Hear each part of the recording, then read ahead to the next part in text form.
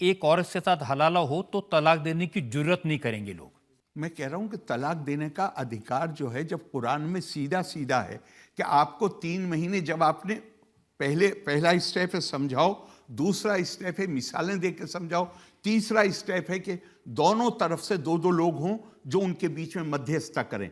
ये सब जब फेल हो जाए तो तलाक दो, लेकिन तलाक देने के बाद तुम्हें 3 महीने साथ रहना पड़ेगा।